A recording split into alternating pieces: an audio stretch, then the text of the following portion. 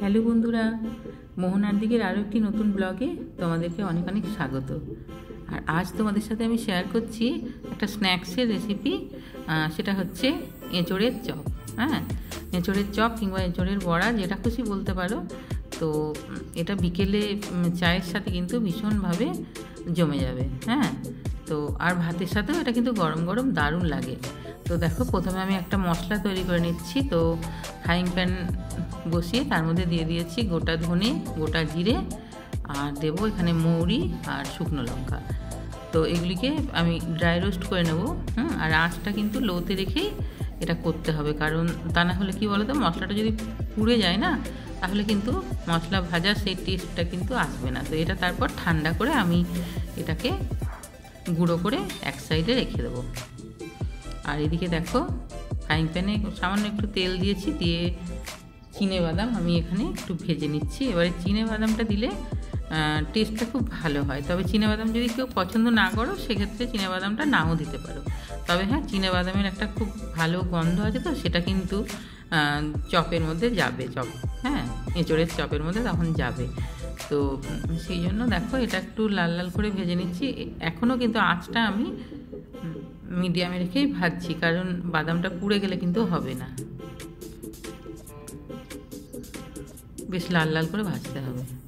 তো দেখো, এটা ভাজা হয়ে গেছে। এবারে এটাকে একটা প্লেটের মধ্যে তুলে রেখে দেবো।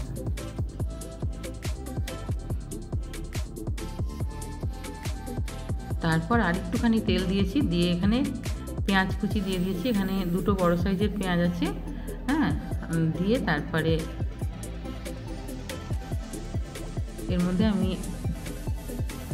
নুন হলুদ সমস্ত দেবো। পেঁয়াজটা একটুখানি ভাজা ভাজা হয়ে গেলে তারপরে এখানে আন্দাজ মতো নুন হলুদ দেবো। এবারে এঁচোড়টা সেদ্ধ করার সময় নুন দিয়েছিলাম, কিন্তু জলটা ফেলে দিয়েছি, তো তাহলে নুনটা সেই জন্য দিতে একটু লাগবে। তারপরে পরে একটু টেস্ট করে দেখে নিতে হবে, কারণ কী বলতো, নুন বেশি হয়ে গেলে তখন চপ খেতে কিন্তু একদম ভালো লাগে না। তো তারপর দেখো, এর মধ্যে আমি দিয়ে দিলাম একটুখানি গোটা জিরে। গোটা জিরে ভাজাটা বেশ সুন্দর একটা ফ্লেভার আসে। আর তারপরে মশলাটা দেবো। মশলা বলতে এখানে বেশি কিছু না, আদা রসুনের পেস্ট দিয়েছি, খুবই কম দিয়েছি। দিয়ে এটাকে খুব ভালো করে কষিয়ে নেব। মশলার কাঁচা গন্ধ যেন কোনো মতেই না থাকে। তো তারপর দেখো, এটা বেশ কিছুক্ষণ কষানো হয়ে গেছে। তারপর এখানে দিচ্ছি শুকনো লঙ্কার গুঁড়ো। এবারে শুকনো লঙ্কার গুঁড়োটা আমি দিয়েছি। যদি কেউ মনে করো শুকনো লঙ্কার গুঁড়ো দেবে না, সেক্ষেত্রে কিন্তু এখানে কাঁচা লঙ্কা বাটাও দেওয়া যেতে পারে। তো শুকনো লঙ্কার গুঁড়ো দিয়ে এটাকেও একটু খুব ভালো করে কষিয়ে নিতে হবে। তারপর আমি এখানে দিচ্ছি 1 চামচ গরম মশলার গুঁড়ো। গরম মশলাটা কষানোর সময় আমি দিই, আর এখানে গরম মশলাটা দিলে কষানোর সময় খুব ভালো একটা টেস্ট আসবে।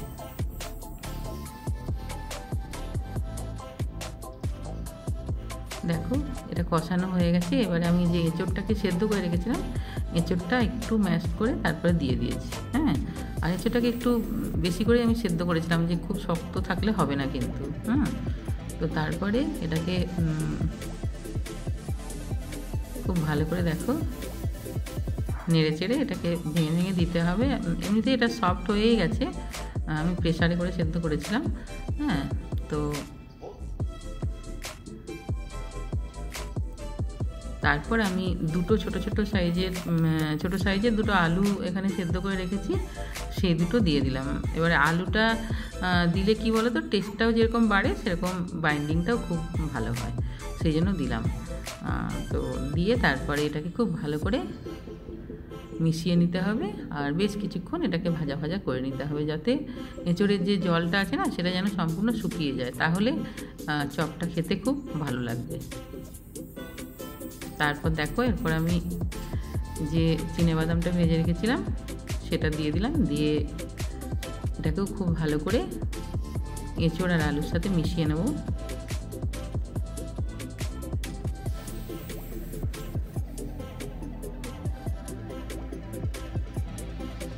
আর আঁচটা লো টু মিডিয়ামে রেখে আমি এটাকে করছি, কারণ তলায় ধরে গেলে কিন্তু টেস্টটা কিন্তু সম্পূর্ণ চেঞ্জ হয়ে যাবে।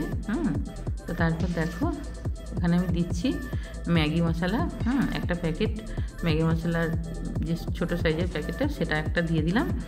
দিয়ে এটাকেও খুব ভালো করে মিশিয়ে নিচ্ছি। আর এই ম্যাগি মশলাটা দিলে চপে একটা খুব ভালো টেস্ট আসে।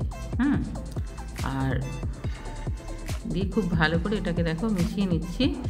আর তারপরে যে ভাজা মশলাটা আমি গুঁড়ো করে রেখেছি, সেটা লাস্টে দিয়ে তারপর নামিয়ে দেবো। পুরটাকে নামিয়ে ঠান্ডা হতে দেবো আর কি। এই যে দেখো, এই যে ভাজা মশলাটা জিরে, ধনে, মৌরি আর শুকনো লঙ্কা যেটা ড্রাই রোস্ট করে ভাজা ছিল সেইটা গুঁড়ো করে রেখেছি, সেটা দিয়ে দিলাম। এবারে পুরোটা অতটা দিতে লাগেনি, ওই হাফ দিলাম। তারপরে এটাকে খুব ভালো করে মিশিয়ে নিয়ে তারপরে এটাকে আমি ঠান্ডা হতে দেবো। এটা হয়ে গেছে। আর এটা লাস্টেই দিতে হবে মশলাটা। দিয়ে দেখো খুব ভালো করে মশলাটাকে মিশিয়ে নিচ্ছি। তারপর এটা নামিয়ে কিছুক্ষণ ঠান্ডা করে নিয়েছি। তারপরে দিয়ে দেখো তেল গরম করে,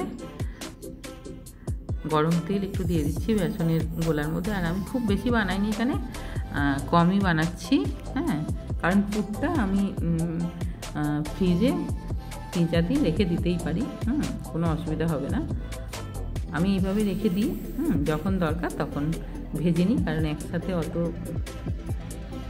ভাজবো না। তারপর দেখো, আর বেসনটাকে না আমি একটু পাতলা করে গুলেছি, খুব মোটা করে গুলিনি। যেরকমভাবে চপের বেসন গুলে সেইভাবে আমি গুলিনি এটা, ব্যাটারটা বেসনের। তো দেখো এইভাবে করলে কি হয়, মুচমুচে ব্যাপারটা খুব ভালো হয়। তো এবারে এটাকে আঁচটা লোতে রেখে বেশ কিছুক্ষণ সময় নিয়ে তারপর এটাকে ভেজে নিচ্ছি। এইভাবে ভাজলে এঁচোড়ের চপগুলি অসাধারণ খেতে হয়। চায়ের সাথে তো অসাধারণ লাগে, আর ভাতের সাথেও গরম গরম ভেজে খেলে অসাধারণ একটা টেস্টি হয়। তো এইভাবে তোমরা অবশ্যই বানাবে। আর এঁচোড়ের তরকারি তো অনেক খাওয়া হলো, এবারে একটু এঁচোড়ের চপ খেলে ভীষণই ভালো হবে। সবাই খুব ভালো থাকবে। আর যদি আমার রেসিপিটি ভালো লাগে তাহলে অবশ্যই একটা লাইক কমেন্ট করো। আর আমার চ্যানেলে নতুন বন্ধু হলে আমার চ্যানেলটাকে প্লিজ সাবস্ক্রাইব করে দেবে। আর পাশে থাকা বেল আইকনটা প্রেস করে দিও, যাতে আমি ভিডিও দিলে তোমরা খুব সহজেই পেয়ে যাও। বাই।